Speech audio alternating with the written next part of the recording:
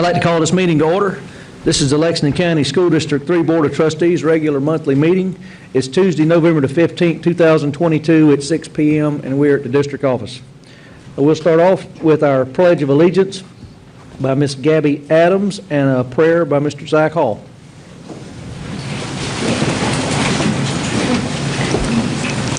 I pledge allegiance to the flag of the United States of America and to the republic for which it stands, one nation, under God, indivisible, with liberty and justice for all.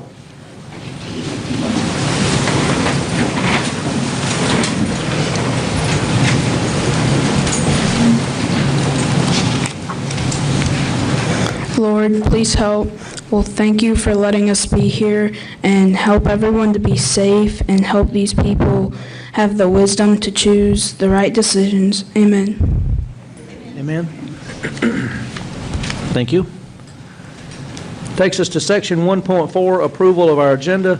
Fellow board members, you've had a chance to look at the agenda, and without any objection, we will approve it as presented.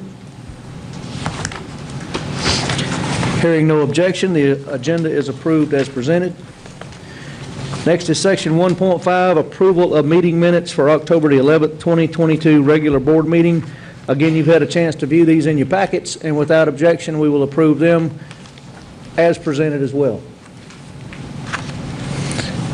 Hearing no objection, minutes are approved for October the 11th. Next up, section 2, our consent items. First is our financial report by Ms. Angela Roden. Procedure analysis statement in your packet. The noteworthy item for this month is that we are starting to get the Tier 3 payments again. As you remember, those come in 10 equal installments beginning in October each year. We received some federal claims funds that we claimed at the end of September throughout the month of October. We're spending our ESSER 2 and ESSER 3, and again, the final date for the ESSER 3 is September of 2024, and we do have those items budgeted out, and we're on target for getting those expended in a timely manner. And I also want to point out that we did get the STEAM grant from Clemson Extension of $5,000. I think Dr. Atkinson mentioned that last month in his update. Do you have any specific questions about the financials you received? Okay, thank you. Thank you, Ms. Roden. Next up is section 2.2, our superintendent's report by Dr. Atkinson. Thank you. I know I mentioned to the board at the last meeting about the high school being selected as a semifinalist for Palmetto's Finest.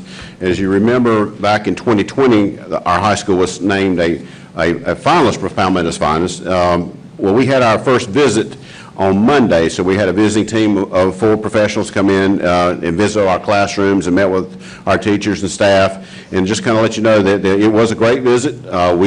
We've not received any feedback yet, but we are hoping that we make it to the next round and feel really good about that. Also, just want to remind you that the middle school was selected for as a schools to watch in 2020, and they have their 2-year renewal visit on November the 30th. So again, we'll have another team coming in to our middle school revisiting the schools to watch. I'd like to make a special thank you to Robbie Leaphart, our maintenance and our custodial staff, for how much extra effort and dedication they have put in to make sure that our schools put our best foot forward, make sure that our schools are ready for these visits. If you've been driving by any of our schools recently, you'll notice how we have really worked to improve the front entrance and done a lot of landscaping, pine straw, and they've done a really good job of making our schools look their best. I would like to congratulate our Panther Band. They were the state champions last year. This year they finished first place in the lower state marching competition, and then on October 29th they finished 3rd in the state championship competition. I'd like to thank Josh Brown and Glenn Funderburk for a successful year. Can't be state champions every year, but we keep working to make that occur. Our fresh fruit and vegetable grant just came in. The money for that is $50,550, and this is to allow us to deliver vegetables to our classrooms 3 times per week. We'll be giving out locally grown vegetables in Lexington, Saluda, and Aiken. And again, this gives us an opportunity to introduce fruits and vegetables to our young children who may not have that opportunity at home. I've got a lot of highlights for the fall athletic season to share with you. In the fall, we fielded 13 teams. We had 235 athletes participate in their respective sport. That's 145 from the high school, 90 from the middle school. These teams were led by a total of 31 coaches. 10 athletes were named all-region. Some of that has not been released, the names yet, but we do have a total for 10 once that all is released. And I also want to highlight that the average GPA for our students in the fall was a 3.4. So we've had great success there. We also had 2 athletes that were named Gatorade Heisman High School winners, Cade Baltonite and Keely Fry. We've looked back and researched tried to find the last time we've had a single Heisman High School winner, and we've gone back 10 years, and we can't verify that we've had one in the previous 10 years, so we're not really sure. It's been a long time, is what I'm trying to say, since we've had a high school Heisman winner, and to have 2 is really significant. Our girls cross-country team finished 3rd in the region.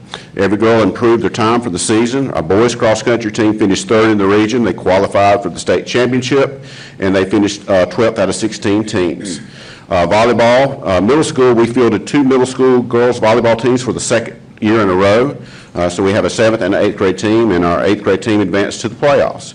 At the high school level, our varsity girls finished 5th in the region, and our JV girls went undefeated in the region. Football, at middle school, we finished the season with a 7-3 record and advanced to the playoffs. Our high school varsity team finished 4th in the region. We know that they had a very tough schedule. They finished 4th, advanced to the first round of the playoffs. 6 of their opponents for this year made it to the 3rd round of the playoffs, and 4 of the opponents this year are still playing for state championships in another couple rounds. Our JV football team competed in 10 games this year, finished with a record of 8-2. If you total up all the JV games played in the last 5 years, we played more this year than the last 5 years.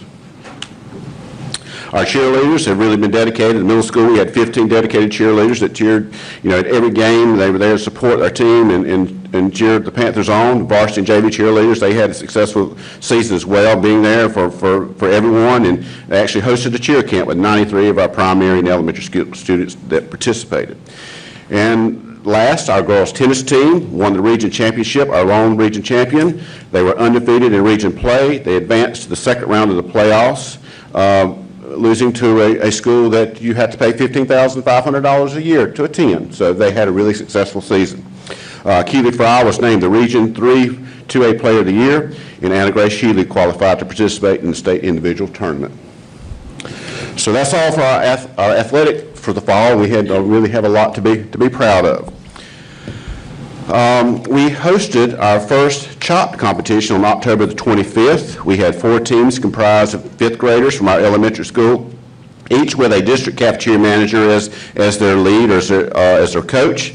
They were tasked with creating a delicious meal from mystery ingredients. And the mystery ingredients included rotisserie chicken from the House of Rayford, fresh collard greens from WP Raw, and North Carolina apples. So they had 45 minutes to prepare a meal and serve it and plate it for the judges. And our winners were the orange team. It was the cafeteria manager was Lee Stone. Our 5th grade students were Orlandis Oakman, Ariana Oakman, and Ivan Pascal. Their meal consisted of fajita-style chicken served with peppers, black bean salsa, fresh collard green salad, which was my first time eating a collard greens. I love collards, but that's the first time I've had it as a salad. It was very good. And the cinnamon apples that was just dripping with butter. So they did an excellent job, and I do remember that. And I want to thank Lancer Schul for being our MC, and Todd Beatbow for planning and hosting this event for the first time. It was a great success.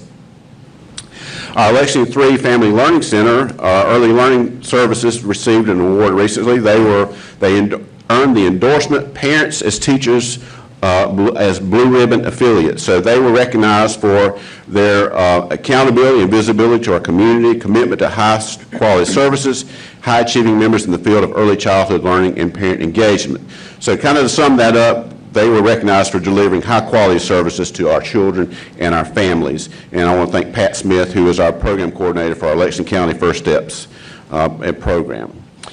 The high school and the middle school each held Beta Club inductions in the past month. Our high school Beta Club inducted 41 new members. Middle school inducted 45 new members in the Junior Beta Club for a total of 86 scholars and model students that were recently inducted.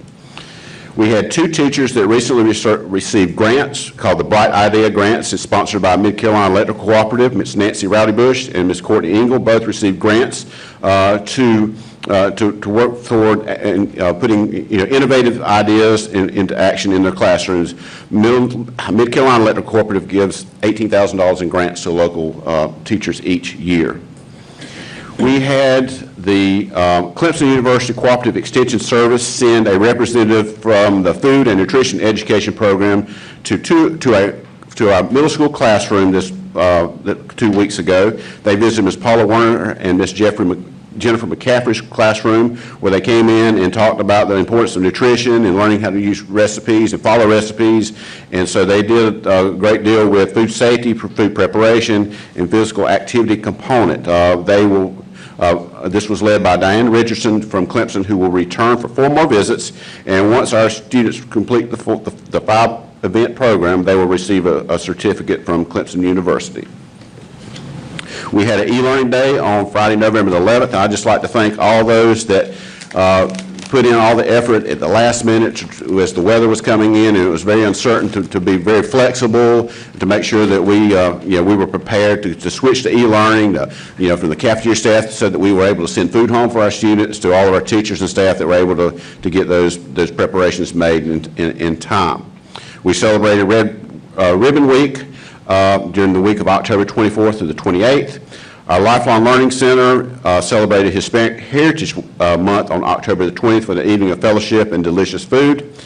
And last but not least, our high school drama program will present the play Steel Magnolias on December the 9th and 10th in the Fine Arts Center. Showtime is at 7 p.m., $5 general admission, and it's directed by Lyle Brown.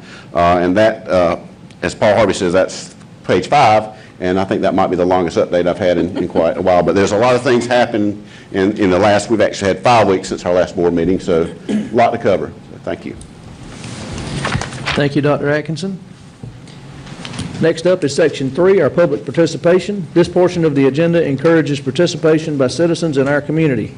Participants may speak for 5 minutes or less on school or district operations, school programs, or school or district matters of concern. Participants may only address those matters that are directly school or district related. In this public forum, the board will not hear comments on specific personnel, nor will the board take any action on topics discussed. Open discussion with the board is not permitted in public participation portion of the agenda. To be recognized for public participation, interested persons should complete a request card prior to the start of the meeting. And I think I have 3 cards. Do I have any more?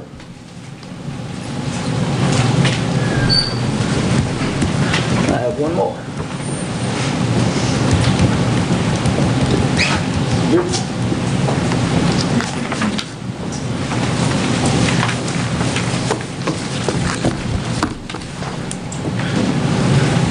So we will go in the order that I received these. So first up will be Mr. Javar Juarez. Did I say that correctly? Oh, Lord. First up. Hello. This is in regards to the removal of a book called Stamped: Anti-Racism, Racism, and You. Dr. Ibram Kendi is the Andrew W. Mellon Professor in the Humanities at Boston University and the founding director of the BU Center for Anti-Racist Research. He is a contributing writer at The Atlantic and a CBS News racial justice contributor. Dr. Kendi is the author of many highly acclaimed books, including the one being removed by this district: The Definitive History of Racist Ideas in America, which won the National Book Award for Nonfiction, making him the youngest ever winner of that award. He has also produced 5 straight #1 New York Times bestsellers, including How to Be an Anti-Racist, Anti-Racist Baby, and Stamped. In 2020, Time magazine named Dr. Kendi one of the 100 most influential people in the world. He was awarded a 2021 MacArthur Fellowship, popularly known as the Genius Grant. Knowledge is power. Information is liberating, and education is the premise of progress in every society and in every family. Kofi Annan. It is hard to miss the controversy surrounding the banning of books that are centered on the topic of diversity, equity, inclusion, and race in the public education system. Many of us are all too aware that advancing racial equity leads to economic security. Despite this district's policy ensuring that library content is valid, accurate, objective, clear, and adequate in scope of text, representing many viewpoints, here we are with stamp being removed. Throughout history, white people have preserved their supposed power by hoarding knowledge or banning the access of knowledge to black people and allies. For example, the government creating legislation in the 1700s to prohibit enslaved people from learning how to read and write. Today, we see white parents storming school board meetings demanding that school districts ban literature from reputable black authors such as Dr. Kendi and allies. Those writing about CRT, race, diversity, and inclusion, arguing that these books teach children to not get along with others or cause mental illness. White parents and politicians claim to be protecting children. Meanwhile, the Surgeon General's advisory affirms that social and emotional inequalities, discrimination, racism, and migration shape the mental health of young people, which has become a major concern during periods of isolation during COVID-19. White parents have been using this as a scapegoat in the education system to advance their own agendas, despite not even reading Dr. Ibram Kendi's literature and his text. If these efforts are not addressed and stopped, we could soon see this move beyond school board meetings such as this. This is not about the books. This is not about children. No, this is about power. Dr. Kendi's book needs to go back, and people need to actually read the literature that are there. In order to be able to understand, the Bible says to study, to show thyself approved. We should narrow our children's opportunity to learn about the annals of history and American history in its totality, not just the way that we want to configure it so that it looks a certain way and has a certain hue and has a certain timbre. We have to make sure that children, white and black, are able to read the true, infallible history of this country.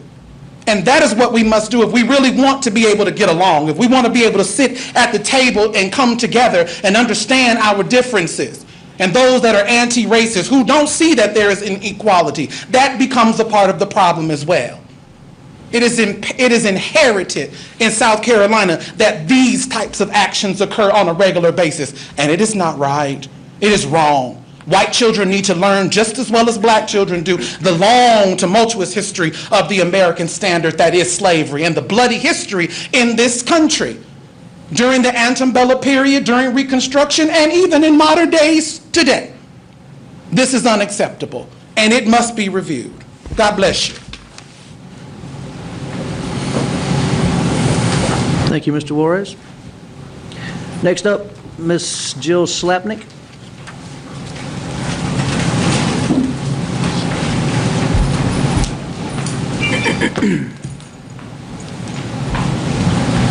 I wore my shirt special for tonight because this is something that I truly believe books make us better people.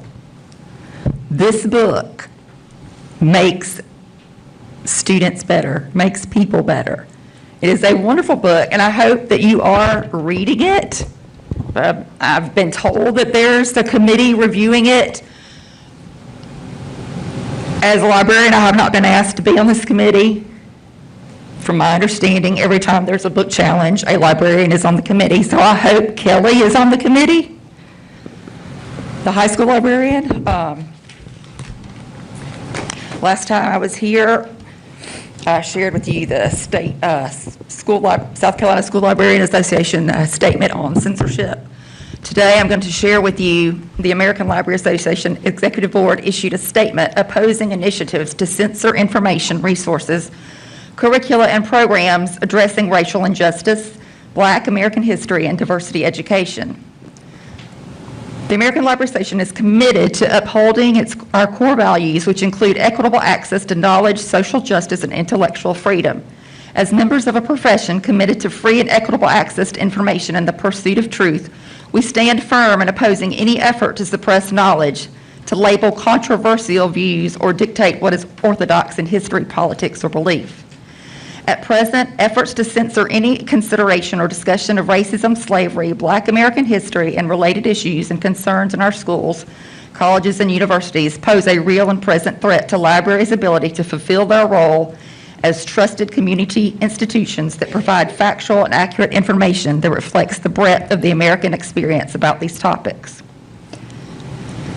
A commitment to intellectual freedom and social justice requires that libraries not only protect the truth from suppression, but also prevent its distortion.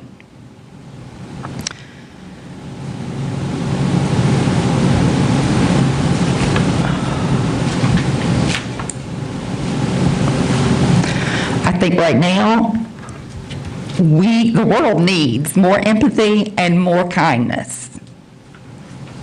And like I said, books can make us better people. It is unfortunate that Stamped has been pulled, and I don't think people know about it because it hasn't been publicized. But I know it's been pulled from the middle school and it's been pulled from the high school. I've seen articles about it in other newspapers, Lexington, Pillion.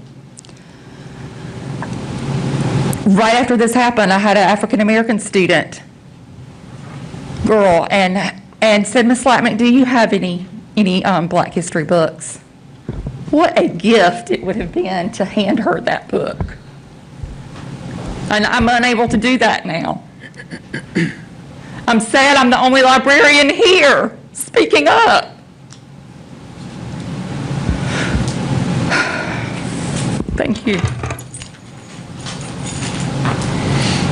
Thank you, Ms. Slapnick. Next up, Brooke Matthews.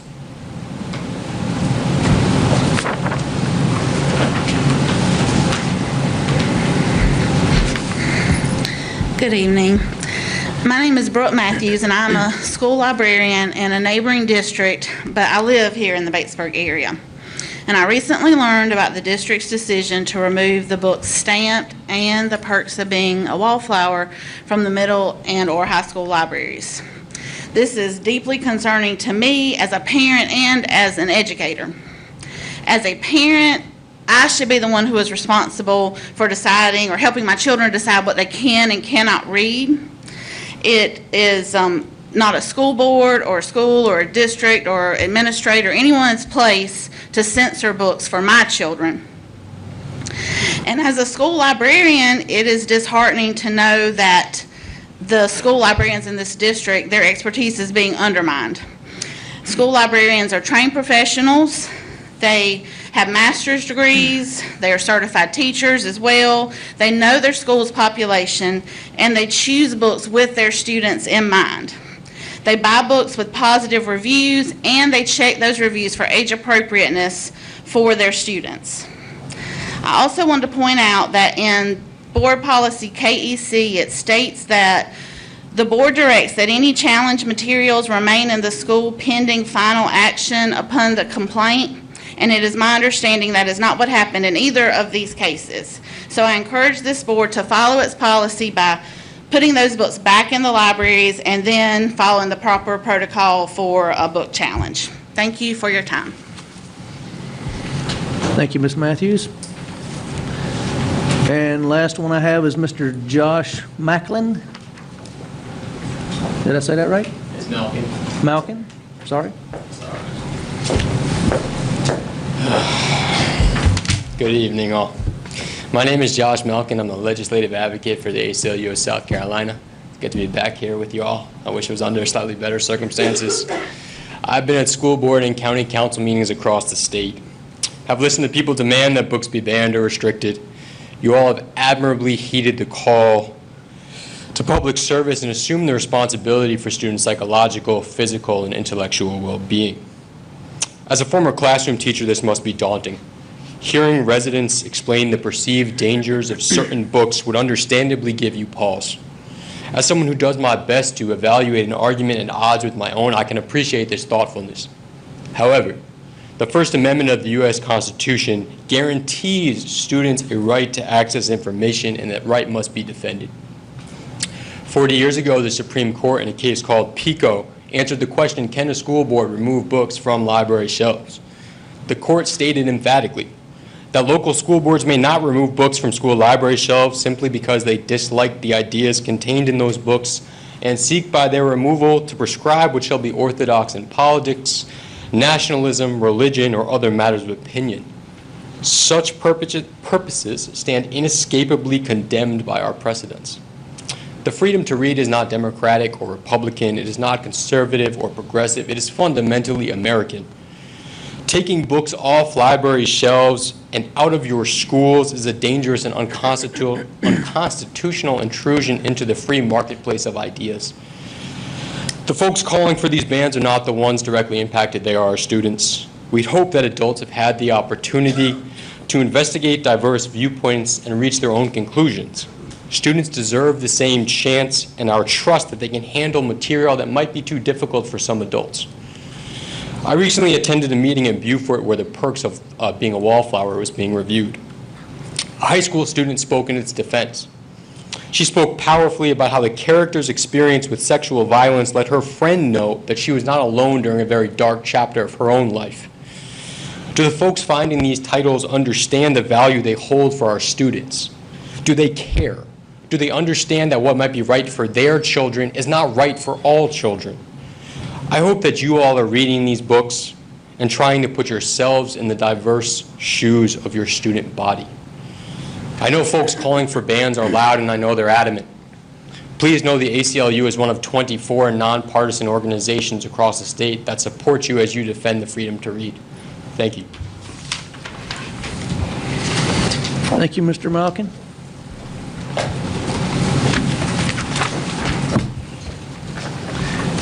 Takes us to our next section, section 4.0. 4.0 is our action items. First up is going to be a Batesburg-Leesville Middle School field trip, I believe.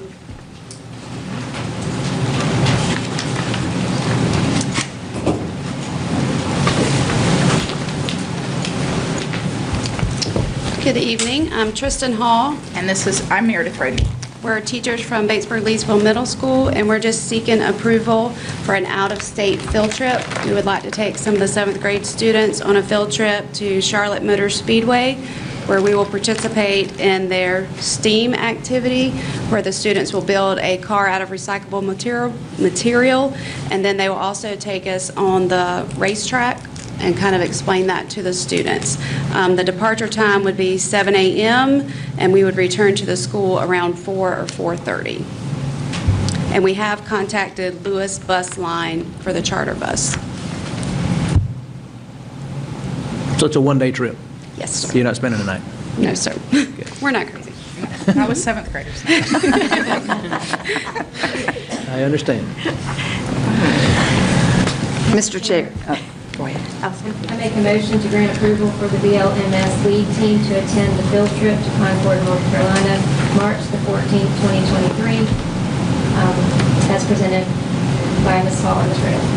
I got a motion by Dr. Gunner that we give approval for a Batesburg-Leesville Middle School lead team to attend the field trip in Concord, North Carolina on March the 14th.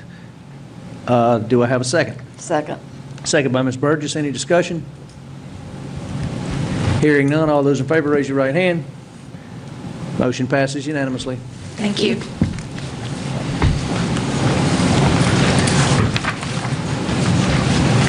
Next up, first reading of school calendar. Ms. Taylor. Good evening, Mr. Chair and fellow Board of Trustees members. Thank you for the opportunity to be here tonight to talk about a proposed school calendar for the 2023-2024 school year. As you may remember, back in the spring, Lexington 3 started the research process in terms of getting feedback from our community about a modified calendar and implementing what would be a modified calendar in our school district. And as part of our research, we put out an online survey for our stakeholders to participate in so that they could let us know their thoughts and feelings about possibly implementing such a calendar here in Lexington 3. We did receive more than 600 responses on that survey, and the majority of those responses were in favor of implementing such a calendar sometime in the future. So Here we are in the future, back again, Ms. Rye and I tonight to present to you a modified calendar proposal for the 23-24 school year. Before we dive into what this calendar could look like for our district, I did want to point out a few important differences between a traditional calendar and a modified calendar like we're proposing this evening. Lexington 3 has always operated on a traditional calendar, so what does this mean exactly? In a traditional calendar, typically the school year starts in August, it ends around the first week of June, and students go to school for 180 days, teachers come to work for 190 days, and there's a summer break between academic years in June, July, and the first weeks of August. Typically that summer break for a traditional calendar is around 10 weeks. A modified calendar like the one that we are presenting this evening still meets all of the state requirements. Students go to school for 180 days, teachers go to work for 190 days, and students do still get a summer break. But with a modified calendar, that summer break is cut to about 6 weeks between academic school years. And then those 4 weeks that are typically cut off in the summer are added back as breaks for students and staff members in the fall and in the spring semesters. So those are pretty much the differences between the traditional and the modified calendar. So really the only difference is when breaks occur for staff and students. A modified calendar also gives us an opportunity to really change the way that we do things in terms of academics. It gives us a broader advantage in terms of utilizing the calendar year to better serve our students academically and to meet their academic needs. So we can take a glance now at what this proposed calendar could look like in Lexington 3, and we'll just dive right in. I know you all received this in your packets last week, so we can start there. With a modified calendar, the school year would start much earlier than normal, with teachers returning to school on July the 24th. There are 6 days of professional development and teacher work days built in at the beginning of the school year to help our faculty and our staff prepare for students who arrive for the first day of school on August the 1st. That's a Tuesday. School progresses normally throughout the month of August, and then our district would be closed on September the 4th for the Labor Day holiday. School picks back up on September the 5th, and we run on a pretty regular schedule up through the last week of September. And it's during that last week of September, September the 25th through the 29th, that we would have what we are calling our first enrichment session or our enrichment break. That Monday, September the 25th, we made that a teacher work day for our staff members. We have discussed making this a flex work day so that staff members could either work that day if they chose to do so, or they could alternate a different day to work, either in the summer months or during a different enrichment session. So they have the opportunity to make it work for their schedules. You may also be asking, what in the world happens during an enrichment session? Well, this is really an opportunity for us to hone in on what our students need academically. Schools are not running on their regular schedules during an enrichment session. So this is an opportunity for us to bring students in who may need academic support. There could also be CTE opportunities for students. There could be field experiences and other extensions of learning that are planned during this time for students who choose to participate and take advantage of those opportunities. And it's really an opportunity for us as a district to meet our students where they are and ensure that they are where they need to be earlier in the school year as opposed to later in the school year when they're trying to catch up on things. So it's an opportunity for us as a school district. Moving on in the calendar, our schools will be closed the week of October the 2nd through the 6th for a fall break. Again, we're adding back in some of those weeks that are cut off in the summer for our students and staff. Then students would start back to school on October the 9th, and we run straight through to the week of Thanksgiving. November the 20th is designated as a bad weather makeup day, and then our schools will be closed for Thanksgiving holidays, November 21st through 24th. Students come back to school on November the 27th, and we make our mad dash toward the holiday season and finish up for winter break with a half day on December the 19th. And then our winter break would run from December the 20th through January the 2nd. And from here, I'm going to turn it over to Ms. Rye. Thank you. And I'll point out that this calendar does still allow us to operate on what we've called the 4x4 model. So we finished that fall break, or that fall semester, prior to the winter break. There are 85 days. I'm sure some of you probably have already counted in that first semester. And then the second semester picks up on January the 3rd. Or excuse me, January the 4th for students, and we'll have 95 days. And that's very similar to kind of what we've had for the last several years in our traditional calendar. We will have Martin Luther King Jr. Day on January the 15th as a holiday for all. And then you may have noticed there's kind of a long stretch between January and the March enrichment period. So there is a built-in weekend of sorts in February. February 16th, which is a Friday, would be a bad weather makeup day for all. And then February 19th, which is a Monday, would be a PD work day for staff. And then moving into March, you will see that second intersession period falls the last week of March, March 25th through the 29th. And then based on when Easter occurs, the actual spring break week would occur April 1st through the 5th. And then if you move over into May, you will notice that our third and final bad weather makeup day is on Friday, May 10th, which hopefully falls during the week of Poultry Festival and kind of keeps some of that excitement outside of the school on that day. As you know, that is an excitable day for kids of all ages. And I'll make another note that all three of our bad weather makeup days are kind of spread out through the year, but as we told you last year, those don't, if we have to use them, those don't mean we have to come into the school buildings, because as an e-learning district, we can use them as virtual opportunities. So if we did have to utilize one, we could still have folks working from home on those days. Monday, May the 27th is the Memorial Day holiday, and then we finish out the school year the week of June the 3rd. We would have our two final half days, June 4th and 5th, and our final teacher day on Thursday, June the 6th. That's a lot of information in one fell swoop, so we're glad to answer any questions that you might have additionally about enrichment or any of the other options. But we do bring this forward for recommendation for first reading tonight. I have several questions. Sure. But I think the first one, for me right now, is participation in the enrichment sessions. Transportation, how is that handled? Is it voluntary? Because I know a lot of times when you get into even the summer school programs, attendance isn't what you want. You know, are we going to run into that for those times as well, for the enrichment? Right. So we are planning to utilize the same funds that we would normally be allowed to use for our summer programming to pay for the enrichment sessions, because they're.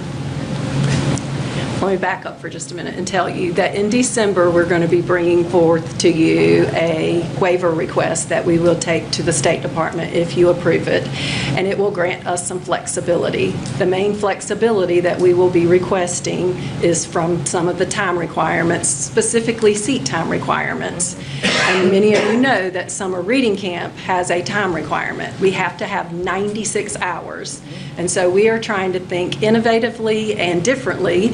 It's really hard to get 96 hours of summer in with kiddos, because if you go any time past the 4th of July week, they don't want to come back, nor do our teachers want to come back. And regrettably, I understand that on their behalf. So we're trying to use the enrichment sessions as part of that requirement, and that's all kind of being written into that waiver request that we will be making to the State Department.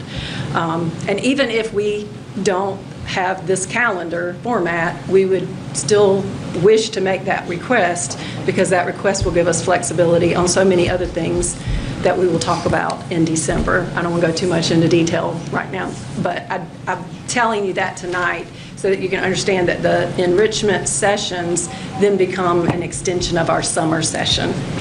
So do we provide transportation? Yes, ma'am. And we will have meals and all of the things that we would normally provide during summer. And we hope they come. Yes, ma'am. And we do that during summer, too. That's right, that's what I'm going by, I know.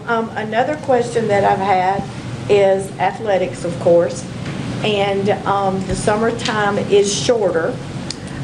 So you got a lot of kids who play travel ball, and that is their exposure time, that 10 weeks that we have now. Travel ball season starts in May, goes till, school has actually opened the doors. So you have families who are concerned about that, would be athletics. And then the other part I have concerns about athletics is during these time periods, the enrichment sessions, when school is not actually in session, but except for those students who attend those enrichment sessions, our athletics are still going on. So that's going to get kind of messy. You aren't going to have parents able to leave during those vacation time or enrichment sessions and leave town if they have children who are participating in sports or any other activities. And then another concern I've had is how does it actually affect our sports programs? And how do the coaches feel about this? So I can only offer you the feedback that we've received, because we told you when we brought this before that other districts around the state are doing this. Right. And their sports programs have still continued to run. Specifically to our fall enrichment period, it has already been discussed that we would coordinate with particularly the football coaching staff to hopefully be able to schedule one of our open dates during that time frame. To speak to the fall ball, and I'll speak from my own parental experience, most of the during the day tournaments are finished by mid to late July. So most any children who are participating in tournaments would probably only be participating on the weekends at that point in the summer, because many of those kids also participate in other school sports, and they're back in conditioning and practice for their other school sports by that time of the summer. So that was brought to our attention, but also other folks kind of said that they didn't anticipate that being an issue. Okay. And I know the whole thrust of this is to work on academics. Do we have data that says this works, that this is really going to help? I know other districts have done it a year, some more. Do they have the numbers? Yes. Specifically, I can only speak to the ones in the WEPEC consortium, because those are the ones who have shared with us, and Dr. Atkinson may have some as well that they've shared during their superintendents. But the Greenwood conglomeration in particular all are on the schedule, and they not only have academic data that is showing increases and improvements, but they also just have some general attitudinal data, I guess, feedback from teachers, parents, students. Oh, we like this schedule. And as well from those. And teachers attendance. staff. Yes, I'm sorry. Teachers and students. And I will add in there, Ms. Carey, that we have spoken to numerous districts who are either considering this or have already brought this forth to their boards. And there are numerous ones across the state, in addition to the districts who have already implemented it. And like Ms. Rice said, for those people who weren't sure about it or weren't sure they were going to like it, after that first fall break, especially the staff members, they came back and said, oh, we like this a lot. We like this a lot. So everything I have heard from other districts who have made this move has been positive. It's been good. And I will tell you, the Greenwood 50 group specifically presented to our group at a session, and I think they also may have presented at one of your sessions at the school board's conference too. And their instructional person said that they went forward with their calendar even without the majority vote from their community survey, but after they had been implementing for several months, they did a survey to see how people were feeling about it, and they got very, very positive feedback from the community at large on their calendar change. And I'm not against it. I know right now we've got families in crisis as far as what we've been through in the last couple of years, and the last thing I want to do is add one more change, one more child care problem, one more upheaval to what they've known. I don't want to add trouble. I would like to add a solution. I can say, Ms. Carey, that as a parent myself of young children who would be working during the intercession breaks and the fall breaks, that I had a concern about childcare too. When we first thought about this, I thought, oh my goodness, what in the world am I going to do with my children for 2 weeks in the middle of September and October? But this community has been terrific in terms of rallying behind our calendar and really being available for parents when we have bad weather days or when we have e-learning days. And I have no doubt that they'll step up and continue to provide that, especially because they'll want that revenue from not having that time in the summer. Yeah. Well, they are. And somebody else pointed to me that we do have limited child care options here in town. And so the numbers during these time periods, during the enrichment periods, are going to fluctuate in the true daycares. If they're going to be able to handle that, or they're going to have the staff to handle that. And can I also add that, when we say enrichment, we're not just talking about the kids who are academically behind. We're hoping to be able to offer some extensions, as she said, for high school students, middle school students, GT students. This is all. And so one option that some parents would have is if childcare is an issue for you, your child can come to the intercession period or the enrichment period, and we'll plug them in. They don't have to be academically behind to be able to be served during that week. I had that specific question today. If, your advanced students or your AP courses or whatever. We hope to have some very innovative offerings for those students. We would hope that there's some field trips during this time. Yes. We got big dreams. Yeah. And right now, we've got a fairly sizable grant from the State Department to help us get launched. So we're excited. If we get into it and we say, okay, this is not working, how big would it be to go back to a traditional? Would it be something that once you move forward with it, you never come back? Or would you come back to traditional? I think it would be. I don't know that any of us can answer that question. Education is pendulum swings. What's good now, 20 years from now, is gone, then it comes back. But I think, obviously, when it's time to review the calendar next year, I would strongly say that it would be important for us to get some surveys and feedback from all the folks, parents, students, teachers. And if that's, the will of the board at that time, then we would certainly be willing to bring you back a more traditional looking calendar. It's hard to predict the future, but right. I'd say in 5 years, the majority of South Carolina will be on some form of this, the way it's spread. Well, and I think, too, there's a misconception it's year-round school. This is not. It's not. It's not. It's still 180 days. Yeah. Right. And parents, I'm sure, will get this in advance. You'll have it. Well, that's why we're bringing it to you now instead of in the spring. Well, we would like to consider, if once we have a calendar, that I think the board maybe want to consider, let's start doing 2 years to give parents even that extra year lead time. I feel like when we left this last year, I knew we were going to come back to it, but I didn't know that when we came back to it, it would be with the calendar in front of us. I thought we were going to come back to the general discussion again. So, I just don't want to add any more stress to the situations that we already have, and I want to make sure that athletics works too.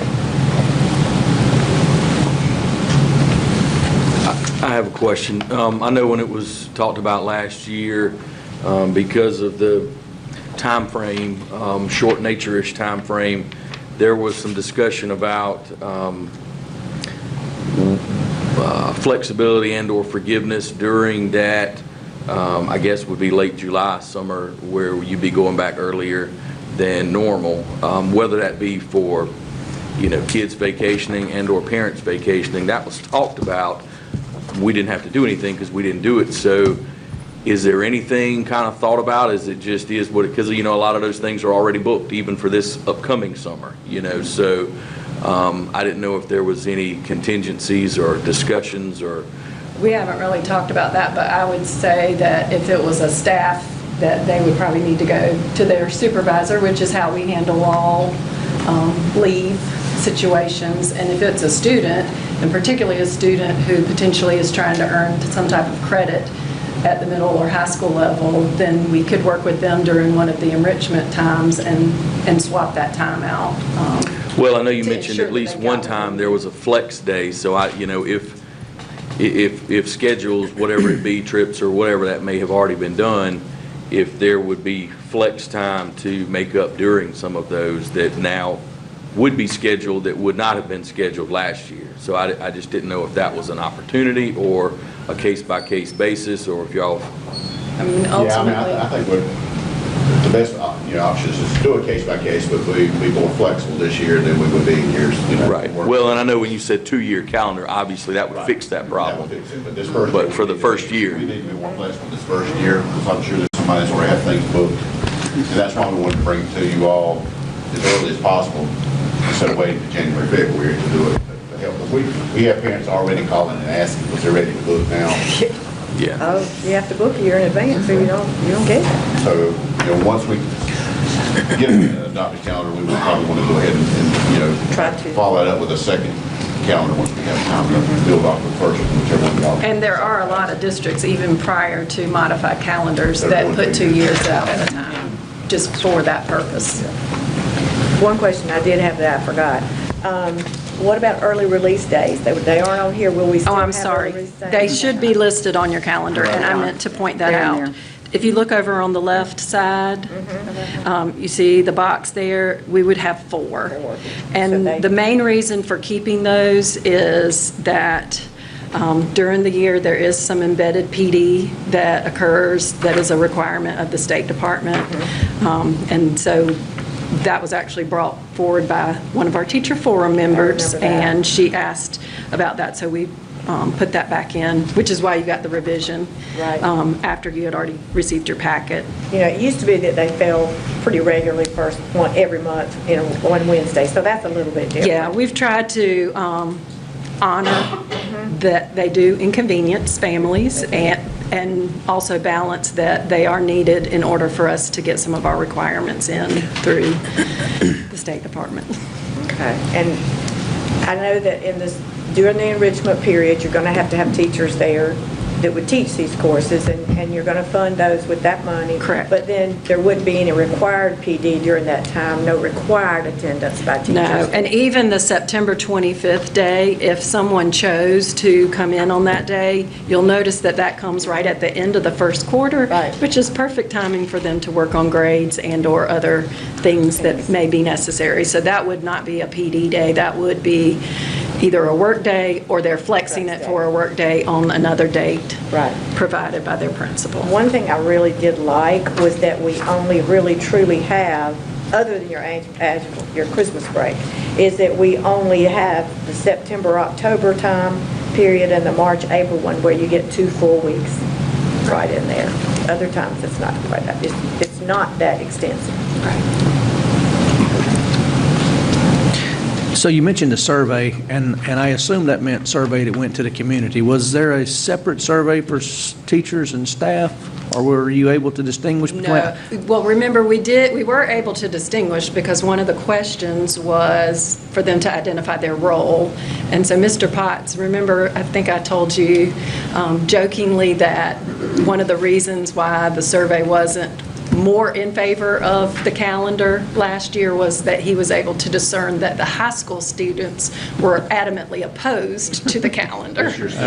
Yeah, last year's seniors. I mean, he could drill down pretty heavily into it. I just want to make sure the teachers support this. Oh, absolutely. And I'll let you speak to teacher forum. Yes, sir. We took it last week to our teacher forum, and we had representatives from all schools present who were all in support of this.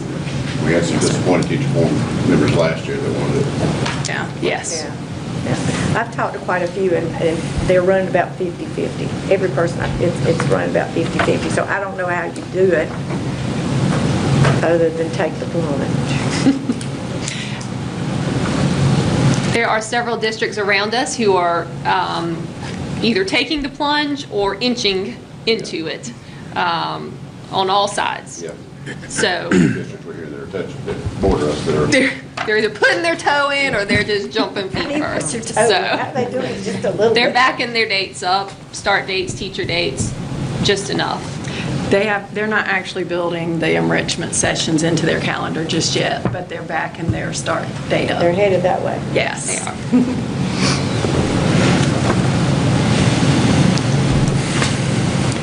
Any more questions? Mr. Chair, I make a motion that we give first reading approval of the Lexington School District 3 2023-2024 school calendar as presented by the administration. I have a motion by Ms. Burgess that we give first reading approval of the Lexington County School District 3 2023-2024 school calendar as presented. Do I have a second? Second. Second by Ms. Derrick. Any discussion? Hearing none. All those in favor, raise your right hand. Motion passes unanimously. Thank you, guys. Thank you. Thank you. Yes, thank you.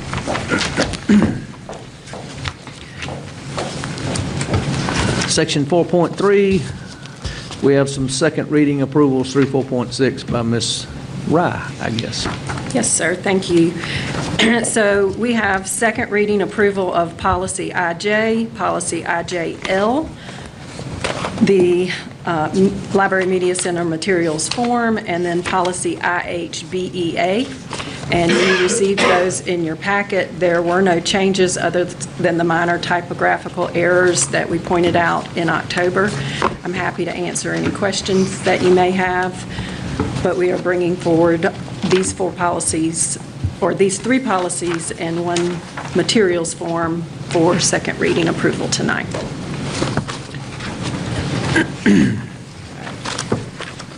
Mr. Chair, I'd like to make a motion that we grant second reading approval to policy IJ, instructional resources and materials. Second reading approval to policy IJL, library media center material selection and adoption. Second reading approval of reconsideration of library media center materials form, and second reading approval of policy IHBEA, instructional service for our English language learners. I have a motion by Ms. Carey that we give second reading approval of policy IJ, second reading approval of policy IJL, second reading approval of the reconsideration of Library Media Center materials form, and second reading approval of policy IHBEA. Do I have a second? Second. Second by Mr. Baltnight. Any discussion? Hearing none, all those in favor raise your right hand. Motion passes unanimously. Thank you. Thank you, Ms. Rye. Mr. Chair, I make a motion that we move into executive session for the discussion of personnel matters. Have a motion by Ms. Derrick that we move into executive session for discussion of personnel matters. Do I have a second? I second. Second by Mrs. Baltnight. Any discussion? Hearing none, all those in favor raise your right hand. Motion passes unanimously. We are in executive session.